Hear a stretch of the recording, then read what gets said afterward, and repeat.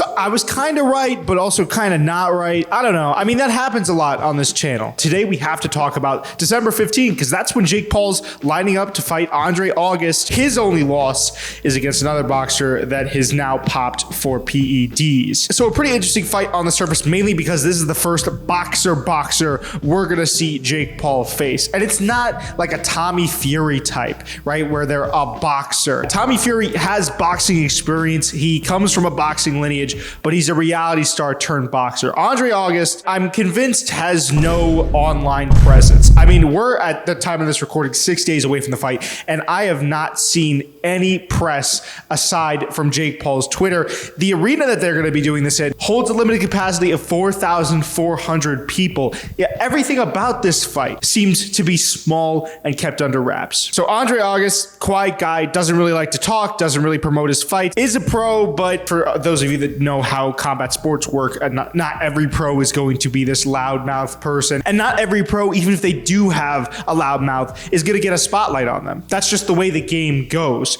So I do really respect, and I just want to say this off the bat, Jake Paul for taking this fight. I understand that there's always going to be the marketing angle to these Jake Paul fights, right? He has to build up a narrative. It's something I always talk about, and that's why I'm going to title this video, I'm Right. I talked about this path that Jake Paul has taken, all the way from fighting Nate Robinson, who is an athlete, to now fighting an older but pro boxer with a pretty decent record. But I will call a spade, right? Jake needs there to be a caveat in each of his fights. The caveat here is that Andre August, he's not fighting for any titles soon. But to me, that doesn't really matter. When I see Andre August, I see a great way for Jake to get into the amateur scene. I do. I think it's a guy that's probably going to test Jake. He's older, so he's not necessarily going to have the athleticism or the youth advantage, if that makes any sense, right? Jake might be a little bit more explosive. Jake might be just a touch quicker than August. But August, of course, is going to have the veteran craftiness on his side, right? He's going to have the knowledge that only 12 fights can give you. And more importantly, for Andre August, if he loses this fight, he fades back into obscurity. There's a lot riding on this for Jake and not much for Andre, which is what I wanted to kind of get into with this video. I mean, obviously, we've already gotten into the video, but I do really respect Jake for taking this fight. And I do feel that this is an authentic effort for him to make a run at a belt. Now, everyone stop before you call me a knob slobber in the comments and say that I'm riding Jake Paul's meat. Just give me a second to explain myself. It's long been thought that Jake Paul needs boxing more than, let's just say, a KSI, more than a Logan Paul, right? Because Jake at this point has really pigeonholed his career in as a boxer. If this were removed by KSI, I'd be inclined to call it a little bit more gimmicky. But because Jake has not built up this fight, because he's putting it live on DAZN. You don't even have to, it's not a pay-per-view. You just have to sign up for DAZN to watch it, because it's in this limited capacity venue in Orlando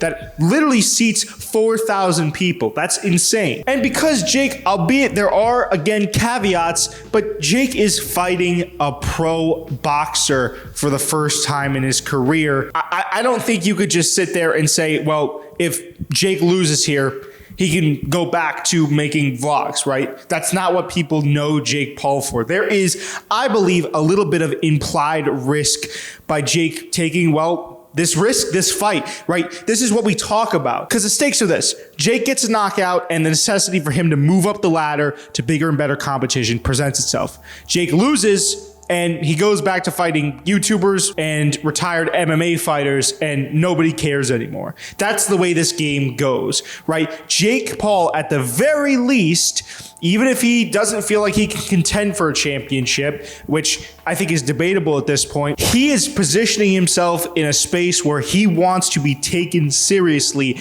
as a pro boxer. And I've talked about this in past videos. I do think Jake has a genuine passion for the sport, and a lot of the gatekeepers, the older guys, aren't giving him the reverence that I believe he deserves for bringing so much to the sport. Now, those people can't say that Jake isn't trying to foray into into an unknown region of the sport where guys aren't going to have as much publicity or clout around them. Understand what I'm saying? Even if this isn't the road to the title like Jake says it is, it still implies a love and a care for how he is perceived in the sport and the sport itself. And I believe that makes this move genuine. I really do. And more than that, it implies a plan that was set in place. But just know that when I said I'd like to see Jake fight an unranked opponent, and I'll give it to myself, I did say that he would have to promote the fight a little bit more, and he hasn't here. But when I said the first part of that, I was dead on. I've been really wrong on this channel, and this is one of those times that I'm just really right. It's gonna sound like I made this video to gloat. I promise I didn't. I just wanted to talk about the fight.